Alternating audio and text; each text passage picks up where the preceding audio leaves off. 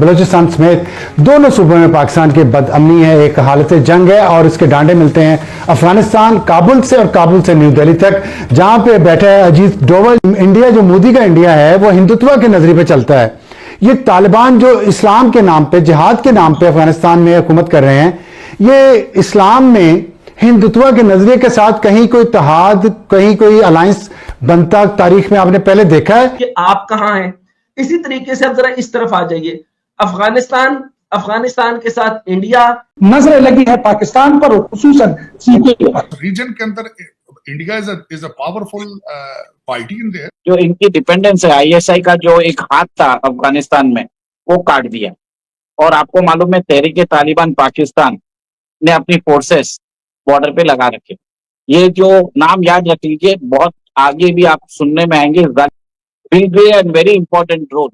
और इसके डांडे मिलते हैं अफगानिस्तान, काबुल से और काबुल से न्यू दिल्ली तक, जहां पे बैठा है अजीत डोवल, जिसकी जो नेशनल सिक्योरिटी एडवाइजर है प्राइम मिनिस्टर मोदी का, और जिसका डिक्लेयर्ड ये डॉक्ट्रिन है कि पाकिस्तान को उनके अंदरूनी एलिमेंट्स जो हैं उनको मजबूत करके उनके जरिए कमजोर किया जाए, जो कि हो रहा है। $7 बिलियन का असला ये वैसे तो नहीं छोड़ा गया है ना, जब साथ में इतनी ज्यादा तादाद में प्रॉपर्टीज भी हों, जो इससे कल हमने साल की विड्रॉल के वक्त नहीं देखी थी। और इस वक्त अगर आप पिछले 1-2 सालों से वायलेंस देखें तो अफगानिस्तान की बनिस्बत पाकिस्तान ज्यादा वायलेंस के लपेट में नजर आ रहा है। जी, ऐसे ही नजरें लगी है पाकिस्तान पर और खुसूसन सीके पर। दूसरा खतरनाक तरीन मुल्क है पाकिस्तान, दहशतगर्दी के हवाले से अभी जो रिसेंट रिपोर्ट आई है, और पाकिस्तान में इतने ज्यादा दहशतगर्दी के वाकयात हो रहे हैं। बात आपकी ठीक है। मेरा अगला सवाल ये है आपसे कि ये जो आपने अभी ग्रेट गेम का जिक्र किया, आपने बहुत वजाहत से अमेरिका का रोल, जो असला छोड़ के गए हैं और जिस तरह ज़ल्मे खलीलजाद को उन्होंने लॉन्च किया है,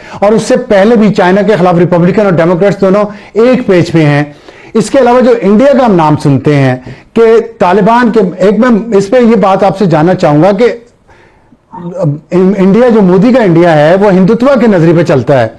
ये तालिबान जो इस्लाम के नाम पे, जिहाद के नाम पे अफगानिस्तान में हुकूमत कर रहे हैं, ये इस्लाम में हिंदुत्व के नजरिए के साथ कहीं कोई इत्तेहाद, कहीं कोई अलायंस बनता तारीख में आपने पहले देखा है? और अगर देखा है तो उसकी बुनियाद क्या होगी? इस्लाम, नजरिया या खाली माल पानी?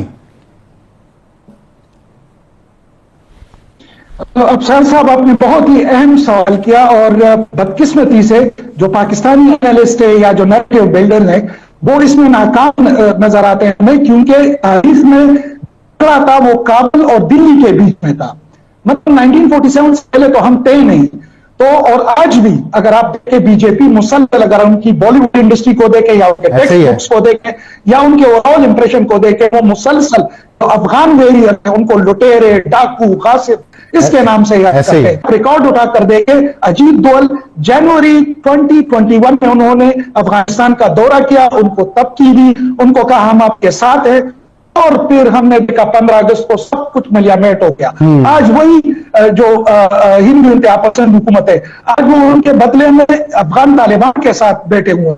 और ये कोई पहली दफा नहीं है, 90s में एग्जैक्टली ये काम उन्होंने डॉक्टर नजीब के साथ भी किया। लेकिन हमारा अपना भी, जैसा कि मैंने जिक्र किया कि हमारे नैरेटिव के हवाले से जो हमें करना चाहिए, किस्मत से हम वो नहीं करते। ठीक है, बहुत अच्छा आपने याद करवाया। रीजन के अंदर India is a powerful party in their. और दूसरा उसमें ये कि उनकी मिडिल क्लास जो ग्रो कर रही है, बल्कि उसको जो कहते हैं ना, चाइना स्लोज इंडिया ग्रोज, बल्कि मोदी साहब ने एक बहुत बड़ा प्लान ऑफर किया है जो वो चाइनीज का अल्टरनेट बना के दुनिया को देना चाहते हैं कि चाइना भारत में आओ, चीजें असेंबल करो। तो वो दर हकीकत इंडिया की इंपॉर्टेंस अपनी जगह है, चाहे वो डिफेंस रिलेटेड हो या ना हो।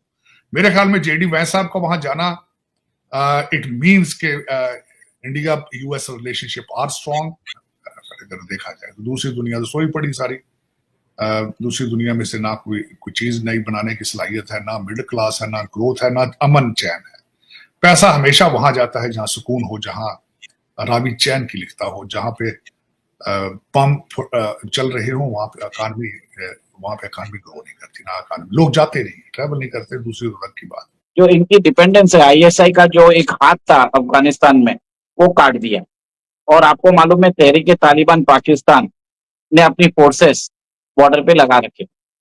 और अगर अमेरिकन को बगराम एयरबेस मिल जाता है तो डायरेक्ट सपोर्ट हो जाएगा अमेरिकन को, अफगान को अमेरिकन से। और इस समय वो बाईपास करेंगे आईएसआई, रावलपिंडी में जो जनरल्स है उनके ऊपर बाईपास किया जाए।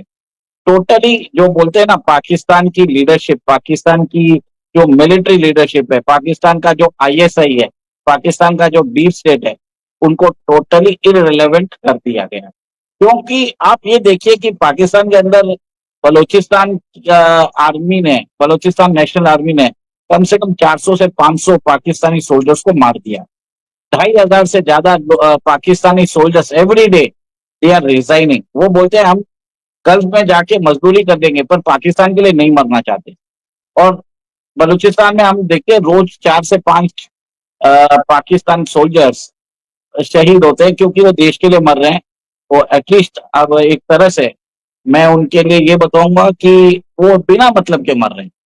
उनकी जो मिलिट्री लीडरशिप है हाईली करप्ट। और बताया जाता है कि जो सीपेक के थ्रू जो चाइना से पैसे आते हैं, वो पूरा मिलिट्री जनरल्स अपने के पॉकेट्स में जाता है, और अल्टीमेटली ये लोग अमेरिका में कुछ ना कुछ अपने एसेट्स वहां पे कल्टीवेट करते हैं, और जैसे ही रिटायर होते हैं इमीडिएटली अमेरिका भाग जाते हैं। तो पाकिस्तान की जो फोर्सेस है उनका मोरल डाउन हो रहा है। लीडरशिप, शहबाज शरीफ या वो भुट्टो, जो बिलावल भुट्टो, दोनों अनइंस्पायरिंग। मरियम नवाज शरीफ का तो बताया जाता है कि आसिम मुनीर के साथ अफेयर चल रहा है, ठीक है।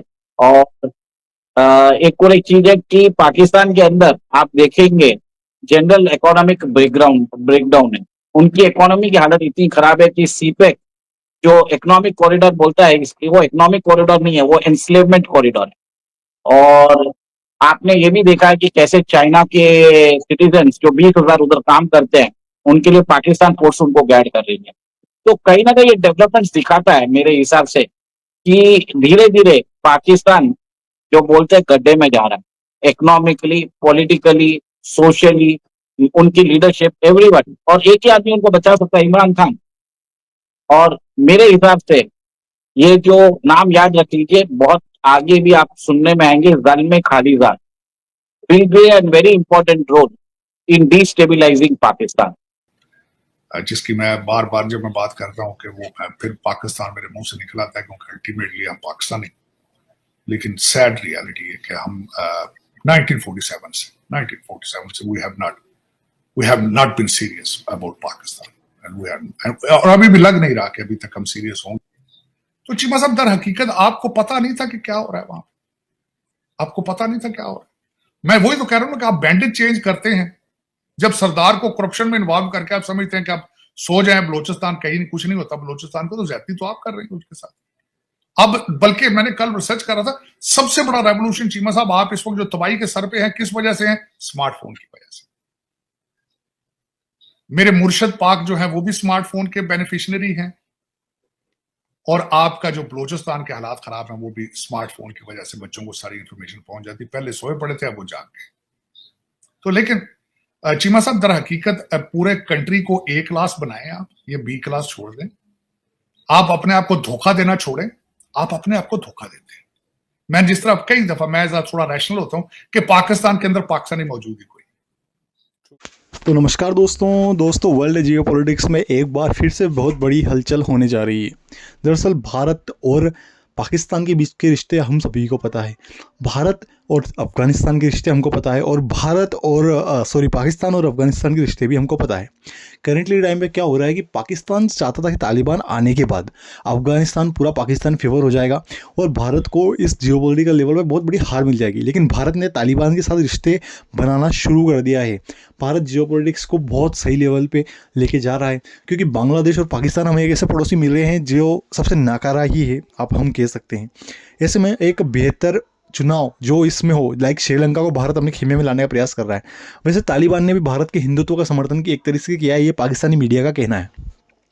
हिंदुत्व का समर्थन क्यों? क्योंकि भारत में हम सभी को पता है करेंटली राइट विंग की गवर्नमेंट है जो कि हिंदुत्व सपोर्टर मानी जाती है, उसको तालिबान 100% सपोर्ट कर रहा है। तालिबान चाहता है कि मोदी सरकार तालिबान के साथ मिलकर कॉरपोरेशन में काम करे पाकिस्तान के खिलाफ, यूएन में पाकिस्तान को दबाने का प्रयास किया जाए, और तालिबान मोदी समर्थक भी समझ रहा है खुद को। तो ऐसे में काफ़ी ज़्यादा जियोपॉलिटिकल अपडेट हमें देखने को मिल रही है, क्योंकि पाकिस्तान का रोना धोना तो हमेशा चलता ही रहेगा। जियोपॉलिटिक्स में बहुत बड़ी खबरें हो रही है, क्योंकि बांग्लादेश भी अब एक तरीके से बिल्कुल भारत के खिलाफ होने जा रहा है, क्योंकि वहाँ पर जो व्यक्ति बैठा है वो CIA का बिठाया हुआ है, और फिलहाल ISI पाकिस्तानी वहाँ बैटिंग कर रही है। ये समझ लीजिए आप, बांग्लादेश के अंदर अगर ISI जिस लेवल पे वर्क कर रही है, ये भारत के लिए काफ़ी ज़्यादा चिंता का रूप हो सकता है। और भारत ने खैर अभी तो कुछ कहा नहीं है, लेकिन भारत को चुपके से अब काम करना शुरू कर देना चाहिए बांग्लादेश में। बांग्लादेश एक ऐसा पड़ोसी है जो कि बिल्कुल भारत को चारों तरफ हमने उसको कवर कर रखा है, लेकिन वो हम बीच में से हानि पहुंचाने के लिए सक्षम है। इसमें भारत की उसके खिलाफ क्या पॉलिटिक्स रहेगी, ये कमेंट सेक्शन में ज़रूर बताइएगा। जय हिंद।